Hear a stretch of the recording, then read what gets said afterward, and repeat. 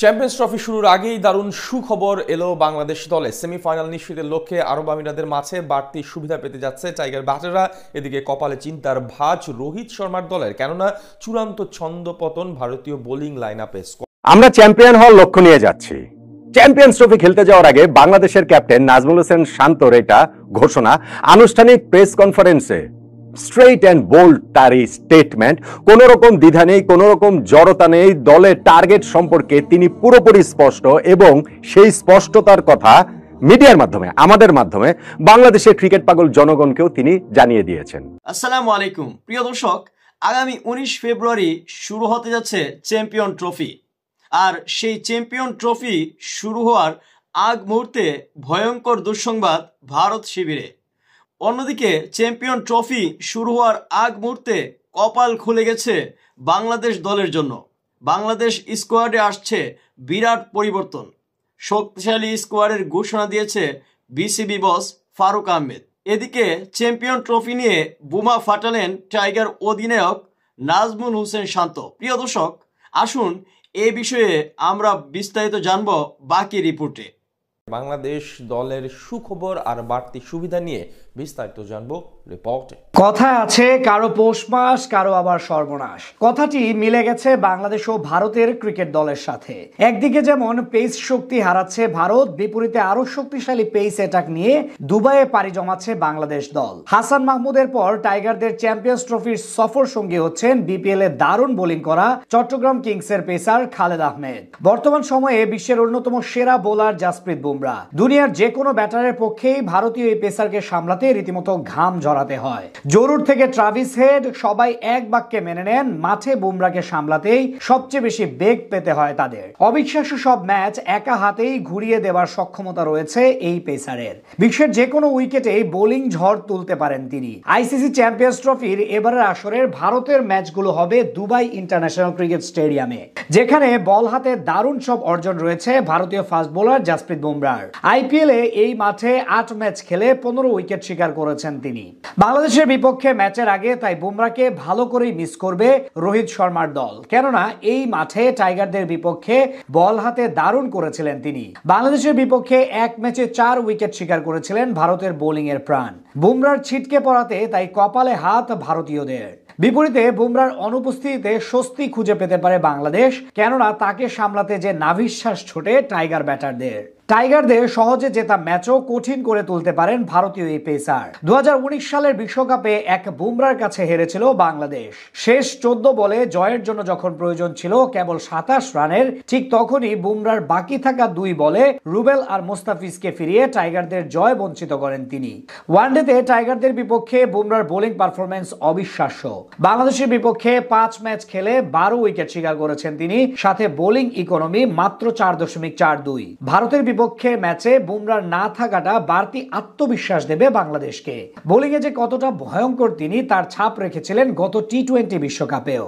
টুর্নামেন্টটিতে যেখানে বল হাতে মোটেও সুবিধা করতে পারছিল না কোনো পেসাররা, সেখানেও বল হাতে নাভিশ্বাস তুলেছে ব্যাটারদের। টুর্নামেন্টে 8 ম্যাচে মাত্র 4.17 ইকোনমিতে 15 উইকেট নিয়ে ভারতকে শিরোপা জেতানোর পাশাপাশি আসরের সেরা প্লেয়ারও হয়েছিলেন তিনি। গত জানুয়ারিতে বর্ডার গাভাস্কার ট্রফিতেই নতুন করে পিঠের সমস্যায় পড়েন বুমরা। এরপরও চ্যাম্পিয়ন্স ট্রফির প্রাথমিক স্কোয়াডে রাখা হয়েছিল তাকে, কিন্তু সর্বশেষ স্ক্যান রিপোর্ট থেকে জানা যায় পিঠের চোট থেকে সেরে উঠতে আরো 5 সপ্তাহ সময় লাগবে। ততদিনে চ্যাম্পিয়ন্স ট্রফি শেষ হয়ে যাবে। এই কারণে গতকাল চূড়ান্ত স্কোয়াড ঘোষণার শেষ দিনে তাকে বাদ দিতে বাধ্য হয়েছে বিসিসিআই। আমরা চ্যাম্পিয়ন হওয়ার লক্ষ্য নিয়ে যাচ্ছি। চ্যাম্পিয়ন্স ট্রফি খেলতে যাওয়ার আগে বাংলাদেশের ক্যাপ্টেন নাজমুল হোসেন শান্তর এটা ঘোষণা আনুষ্ঠানিক প্রেস কনফারেন্সে। স্ট্রেইট অ্যান্ড বোল্ড তার এই স্টেটমেন্ট, কোন রকম দ্বিধা নেই, কোন রকম জড়তা নেই। দলের টার্গেট সম্পর্কে তিনি পুরোপুরি স্পষ্ট এবং সেই স্পষ্টতার কথা মিডিয়ার মাধ্যমে, আমাদের মাধ্যমে বাংলাদেশের ক্রিকেট পাগল জনগণকেও তিনি জানিয়ে দিয়েছেন। দেখুন, দিন দুয়েক আগে বাংলাদেশের কোচ ফিল সিমন্সও প্রেস কনফারেন্সে প্রায় একই রকম কথা বলেছেন, কিন্তু সেখানে একটা আড়াল ছিল যে হ্যাঁ, চ্যাম্পিয়ন যদি না হতে পারি তাহলে ওইরকম টার্গেট যদি না থাকে তাহলে আমি এইখানটাতে থাকতাম না, এই দলের কোচ হতাম না, ব্লা ব্লা ব্লা। কিন্তু শান্ত কোনো রাগঢাক রাখেননি, একেবারে স্ট্রেইটই তিনি সেটা বলে দিয়েছেন। বাংলাদেশ ক্রিকেটটা এখন যেই জায়গাটাতে দাঁড়িয়ে রয়েছে তাতে করে ক্যাপ্টেনের এমন স্টেটমেন্ট কি যথার্থ নাকি এইটা আসলে বাড়াবাড়ি হয়ে গেল? এটা নিয়ে একটু আলোচনা করতে চাই। ইনফ্যাক্ট প্রেস কনফারেন্সে যখন শান্ত এই কথাটা বললেন একটা প্রশ্নের উত্তরে, সবাই আমরা একটুখানি মনে হয় চমকে গিয়েছিলাম। তারপরে আমি কয়েকটা প্রশ্নের পরে যখন প্রশ্ন করার সুযোগ পেয়েছি, তাকে প্রশ্নটা করেছিলাম যে আপনি এই কথাটা বললেন, এইটা কি বাংলাদেশ দলের উপরে বাড়তি চাপ তৈরি করবে কিনা? আগে তো আমাদেরকে সেমিফাইনালে কোয়ালিফাই করতে হবে, ইন্ডিয়া, পাকিস্তান, নিউজিল্যান্ডের মতো দল রয়েছে আমাদের গ্রুপে, সো সেমিফাইনালে কোয়ালিফাই করাটাই তো টাফ, সেইখানে আমরা চ্যাম্পিয়ন হওয়ার লক্ষ্য নিয়ে যাচ্ছি, এরকম স্টেটমেন্ট দলের উপরে প্রেশার তৈরি করছে কিনা? শান্ত বলেছেন না, আমার সেটা মনে হয় না। আমাদের দলের সব ক্রিকেটারই এমনটাই বিশ্বাস করে। চ্যাম্পিয়ন্স ট্রফিতে যে 8টা দল রয়েছে সবগুলো ভালো দল, সবগুলো দলই চ্যাম্পিয়ন হওয়ার ডিজার্ভ করে। এখন আমাদের দলের সবাই আমরা এটা মনে প্রাণে বিশ্বাস করি, সেই অনুযায়ী পরিশ্রম করছি, সেই অনুযায়ী আমরা কাজ করছি, আমরা চ্যাম্পিয়ন হওয়ার লক্ষ্য নিয়েই আসলে যাচ্ছি। এইটা কারো উপরে বাড়তি কোনো চাপ তৈরি করবে বলে মনে হয় না। আমি শান্তর এই স্টেটমেন্টটাকে আমি মনে করি যৌক্তিক। দেখেন, আমি যৌক্তিক বলছি, কিন্তু এমন হতেই পারে বাংলাদেশ গ্রুপ পর্বে যে খেলবে 3টা ম্যাচে আমরা হেরে যেতে পারি, আমরা ভারতের কাছে হারতে পারি, আমরা পাকিস্তানের কাছে হারতে পারি, আমরা নিউজিল্যান্ডের কাছে হারতে পারি, আমরা চ্যাম্পিয়ন হওয়ার লক্ষ্য নিয়ে গিয়ে 3 ম্যাচে 0 জয়ে দেশে ফেরত চলে আসতে পারি। কিন্তু ভাই, একটা টুর্নামেন্ট খেলতে যাওয়ার আগে দলের যদি এইরকম একটা লক্ষ্যের জায়গা না থাকে, তাহলে আসলেই তো খেলতে যাওয়ার দরকারটা কি? মানে আমি আসলে ওইটাতে টায়ার্ড যে বাংলাদেশ টিম বহুদিন বহুকাল বাংলাদেশের টিমের প্লেয়ার বলেন, কোচিং স্টাফ বলেন, তারা এসে বলেন যে আমরা যতটা সম্ভব ভালো খেলতে চাই, যত বেশি সম্ভব ভালো খেলতে চাই, আমরা আমাদের নিজেদের সামর্থ্য অনুযায়ী খেলতে চাই। আমি খুবই টায়ার্ড, স্পেশালি হচ্ছে কি আমি বোলারদের ক্ষেত্রে একটা কথা আমি বিভিন্ন সময় বলেছি যে আমরা উইকেট নেওয়ার জন্য বল করি না, আমরা শুধু জায়গা মতো বল করি, আমরা শুধু রান চেক দেওয়া বল করি, তারপরে উইকেট আসলে আসবে। ভাই এইটা কি? আমরা উইকেট নেওয়ার জন্যই বল করব? আমরা অবভিয়াসলি প্রসেসটা মেনে চলবো, সেই প্রসেস মেনে চলার একটা অংশই হচ্ছে গিয়ে রান চেক দেওয়া, এবং সেটার চূড়ান্ত অংশ হচ্ছে গিয়ে উইকেট তুলে নেওয়া।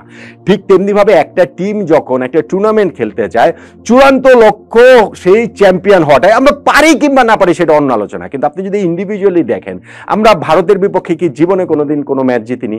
আমরা পাকিস্তানের বিপক্ষে। সম্মানিত দর্শক, আমি আশা করছি আপনারা সম্পূর্ণ ভিডিওটি খুবই মনোযোগ সহকারে দেখেছেন। সম্পূর্ণ ভিডিওটি দেখার পর অবশ্যই কমেন্টে আপনার মূল্যবান মতামত জানিয়ে দিতে ভুলবেন না।